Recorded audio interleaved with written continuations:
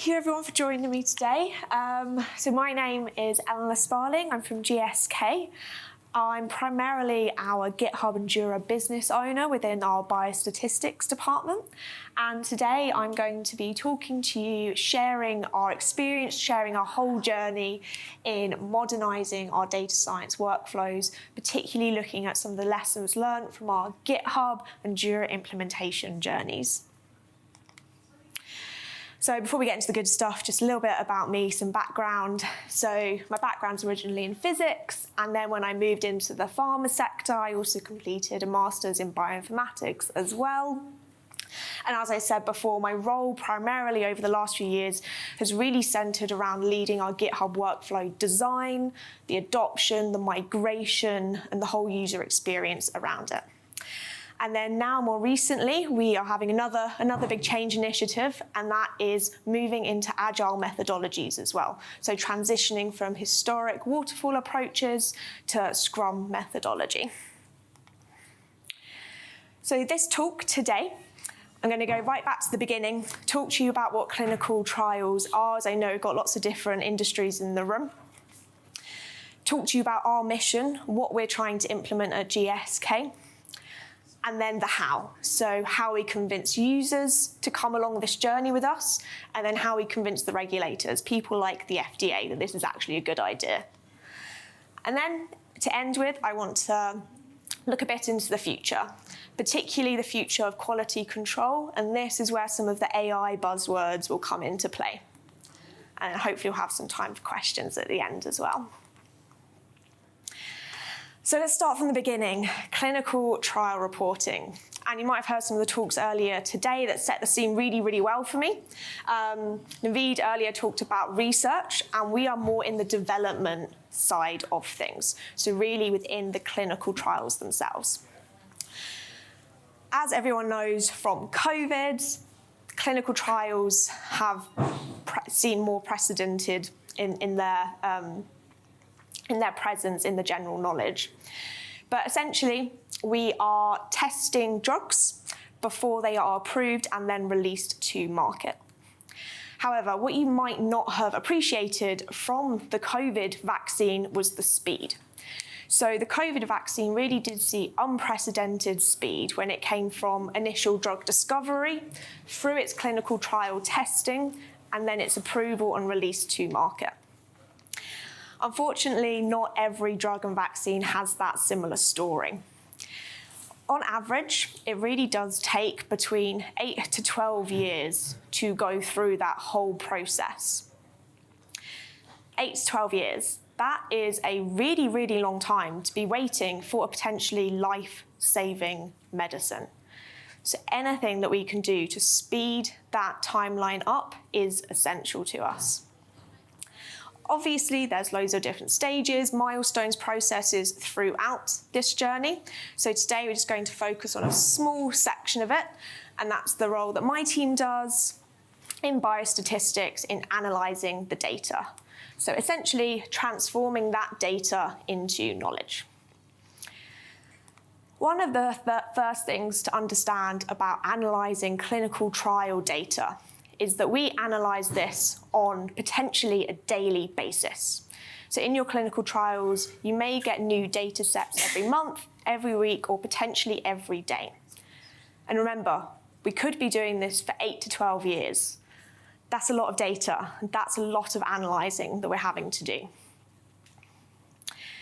So what happens on the ground? The patients are in their clinics, and the data gets sent to us, and it's messy. It is so messy. Turns out there's a lot of ways that someone can have a tummy ache, an upset stomach, a poorly tummy, and that's before you even have capital letters, typos, spelling mistakes, all of that jazz to add to it as well.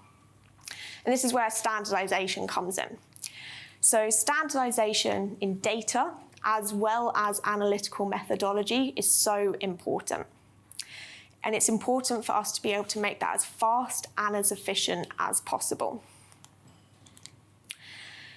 So it's essential for regulatory agencies that you can show how to reproduce your results and that you are confident in the tools used to produce them as well.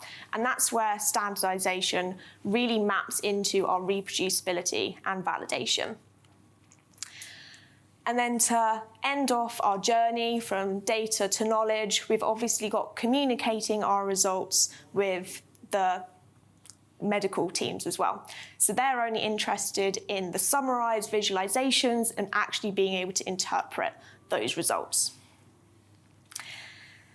So all of this, what I've described in clinical trial reporting, is a bit of a fancy explanation of a middleman, but we are quite an important middleman. I said it takes up to, well, on average, 12 years for this to happen. So as middlemen, it is our responsibility to minimize that and make that as fast and as streamlined as possible. We've all heard the phrase, time is money, and I won't lie to you, time is obviously money for us as well.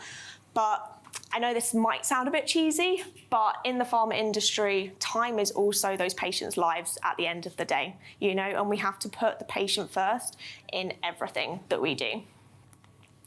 So, what are we doing? What is my team doing to minimize that 12-year time gap?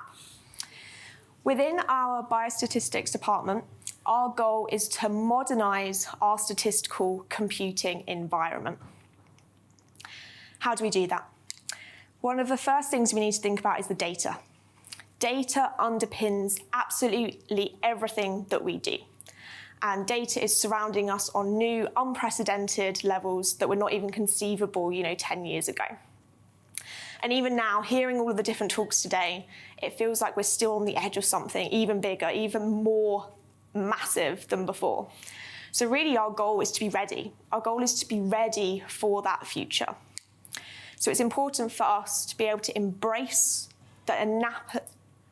enabling rapid and powerful data delivery, the exploration of an analysis and reporting. And our statistical computing environment is called space. So, what is space? And this is not quite as a complicated architecture diagram as the one earlier, so I'm pleased about that. Space is really a mixture of bespoke, in-house designed tools and also third-party systems. Right in the middle here, you can see Meteor, which is our main computing environment, which is powered by Domino. This is the main area where all of our analyses, so our statistical analyses, take place. So we are designing and producing our tables, our graphs, our figures. Quite simply here, input data goes in, gets churned around, and then results come out and get delivered downstream. And you can see the flow of data in green here. But let's dive into it a little bit more. So within Meteor, again, essentially within Domino, we can see we've got 3 separate projects. Our pre-analysis, so this is kind of the raw-ish data that's coming in from those clinical trials. Our analysis projects, that's where we're doing all of our statistical coding and our computing, and then the controlled execution. Regulation and governance has been a strong theme here today, and this is one of the reasons why we need that controlled execution environment where we are confident about our explicit end-to-end audit trails. So you can see here we have this cycle of pre-analysis, analysis, and controlled execution. But this cycle has to happen again and again for every single new data cut that you undergo. So like I said before, every month, every week, or potentially even every day in some milestones, we're running this cycle. And again, potentially for 12 years, we are doing this. In addition to that cycle, we also need to have the correct snapshots, so the little camera icon here. These need to have the correct snapshots stored at each stage to form this comprehensive end-to-end audit trail. So now let's talk about the code a little bit. So we have chosen GitHub to manage and version all of our scripts that are used to produce these statistical analyses. And you can see we've got 3 types of repository here. We have, at the bottom, we've got our tech utils repository. These are things like your config files. We've then got our standard code repository. So you want your reusable functions, your study level macros, things like that. And then our study repositories. So we currently work on the basis of one repository for each study. And we have lots. We have hundreds of studies. So that's quite a lot. That's a lot of code. It's a very large code base. And this is something that does set us apart from other industries as well.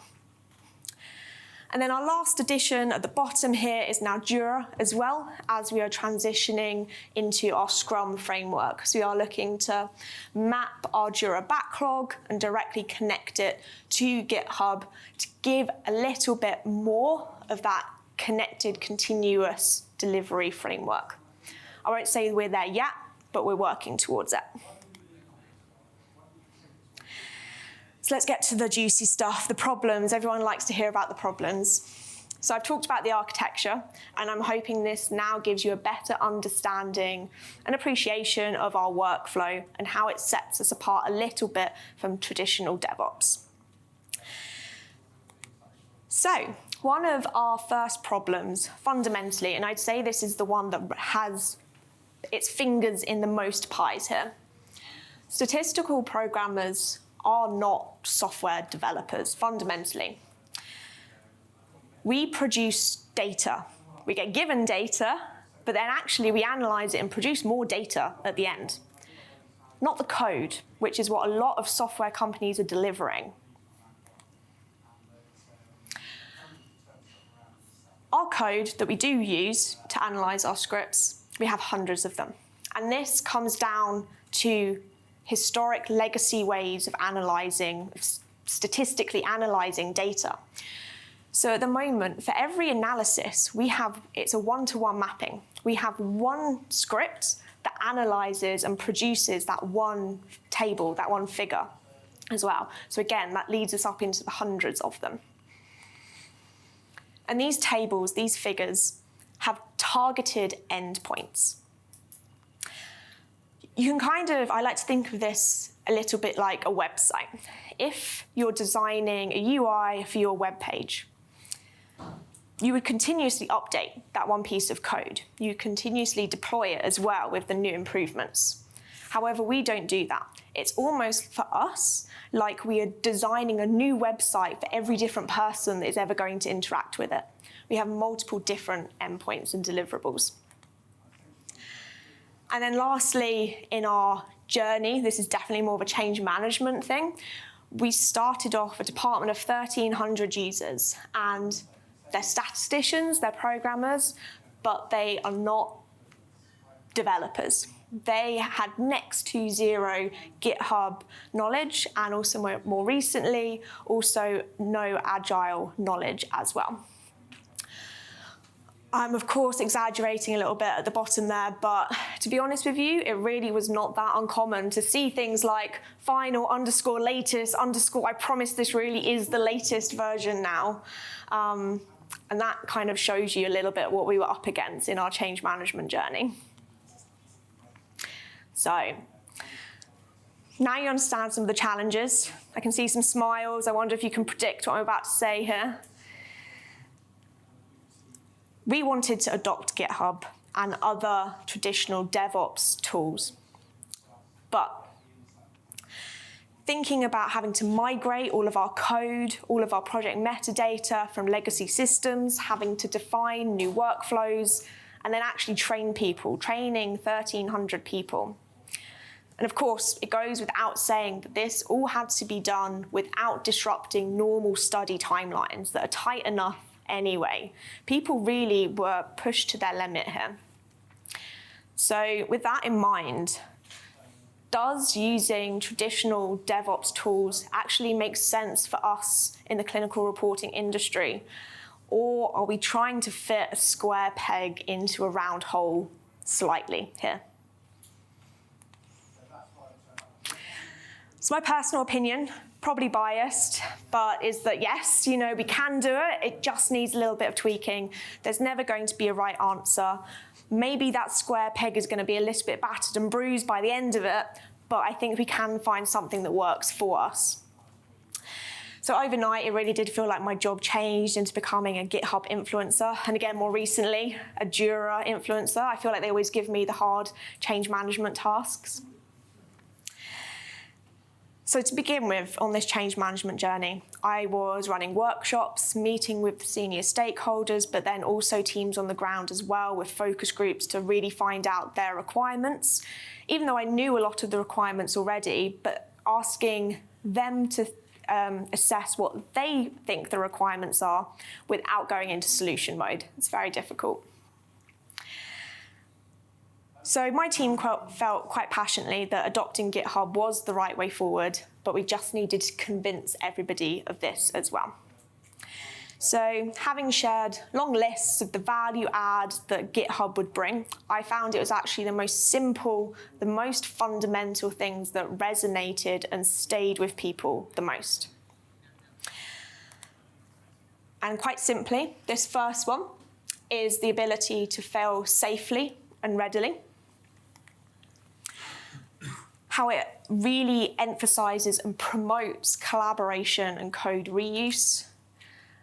And then not being alone anymore. I think the world of open source, having it at your fingertips is really happening right now within the farm industry, and it's a really exciting time to be there.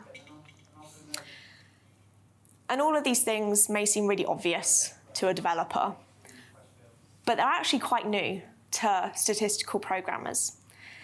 The landscape of clinical reporting did not look like this 5 to 10 years ago. People were working in silos to do their analyses in the best way that they knew how to do it, but it was not leaning into that technology. So on that note, it is often said that you should fit the tool, that you should never fit the tool to the process. Wait, no, I've got this around the wrong way. Yeah, you should fit the tool to the process, and you should never fit the process to the tool. But I think I disagree a little bit here. I think we're at the stage where it would just be ignorant to ignore all of the amazing progress that technology has made recently and not let that influence you, at least in your process design. So I'm guessing, I should probably do a hands up at this point, who has seen branching models before? Okay, not too many actually. So this is what's called a branching model in Git, and it shows your strategy of how you break your code up and your different versions into different areas, so that you can have a development area and then a testing area and then a release area as well. So branching models in GitHub are widely used across DevOps and software development. So with that in mind, within that wide use across other industries, talking about that square peg round hole, we want to think about how can we leverage what hundreds of thousands of users have already tried and tested for us. Are we really that different? Can we not utilize what is already there to some extent? And that's what we've tried to do as much as possible. We have tried to stick to this typical approach of main at the top being the area in which is production ready, where all of your code gets released from. So for us, that equivalent is our controlled execution area. You're confident in your scripts and it is ready to run officially on data. Next level down in green, you have your development area. So for us, these are our analyses. And within clinical trials, because they are so big and so vast, you split them up into milestones. So you can see we have our primary analysis followed by our end of study analysis later on as well. And then in red, you have your feature branches. So this is the lowest level possible where you're doing what it says on the tin. You're creating a feature. So for us, this is a task. And I would say actually that our feature branches have been one of our biggest pain points. And again, it goes back to the mentality around siloed working versus agile collaborative working. So you can see in red, our tasks are essentially our tables that we're producing, our figures and our graphs. So we could have a feature branch in red for table 1, but then something else we do in the industry is we need to QC that, check its quality. It's a heavily, heavily regulated industry. And one of the most risk-averse things we can do to make sure it's super accurate is get another pair of human eyes on that and actually double program this. I know what you're probably thinking here. Double programming is a historic across clinical reporting in pharma. Everybody does it because it is the safest way to easily ensure quality. But we're doubling our workload here. You literally have twice the overhead, twice the FTE needed to produce your one table. Yeah. So I'll leave that there, and we'll come back to QC later. So you can see in our model, we've had these milestones that I spoke about. So you've got this one iteration of your code passes through feature branches, it then gets promoted up to the green analysis area when it's ready for sharing amongst your team, and then when it's finally ready, promoted to main for production. And that's great for that primary analysis. And then the same thing happens again for the next end of study analysis at the end. And this idea here of our daisy chain, our output from our last analysis is then used to begin your next analysis. Makes sense, right? Of course it makes sense. It's not what we used to do. That's not what we used to do at all. People would have separate folders for all of their work, and it would be a copy-paste job if it was appropriate to start from a similar area. So even this small adjustment of having that daisy chain model to smooth out this journey is, again, saving time and improving efficiencies. So we love a daisy chain model. It all makes sense in a perfect world. But what happens a lot for us in our clinical trials is halfway through, the doctors say, oh, that's a bit of a weird thing going on in that data set. What's going on there? Maybe there's a race group that's responding differently from the others, and you need to investigate it more. So we have these ad hoc analyses that happen in parallel. And again, this is the tricky point. Do we want our code to permanently deviate? Do we want that code to be integrated back in with the rest of the cycle? These parallel ad hoc analyses can be quite challenging to overcome and deal with the team.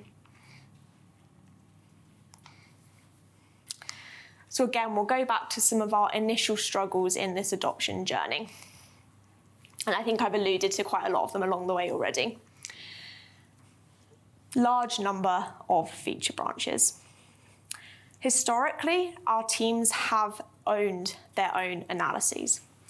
Everyone knows that I am working on these 10 tables. I'm working on them, not you. Please don't get involved in my 10 tables. It's very rude if you do. You're working on your own. No questions were asked. And this is something they've only recently, to be honest with you, in the last few months, been really able to change. And it's through pushing this idea that your feature branches are task-based, not person-based. Yeah? We have to name them after a task, not a person, so that the task may be picked up by someone else in the future. That simple concept was a huge mindset shift for our programmers to get on board with. But it is helping now, again, in our implementation of Agile, when they're looking at defining their backlogs. Backlogs and the feature branches are really starting to work well together. Our parallel, independent workflows that deviate off from the main sequential daisy chain. It's very difficult for people that are new to Git to understand that commits are not based on linear timelines.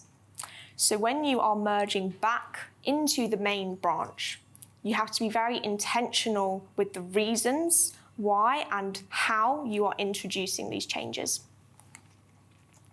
Obviously, the classic while managing merge conflicts, and this is a problem that anyone new to Git will experience. Again, from a change management perspective, I think I was actually quite impressed with the amazingly creative ways that people can create merge conflicts. I think one of my favorite ones, and actually happens surprisingly often, is that people would, in their own feature branches, people would delete everybody else's work. Because that makes sense, right? You're working on your task, your 10 tables that no one else is supposed to touch, so why would you even want other people's work in your area? Big, big, big mindset change. Says it all with a steep learning curve, really. And then timelines.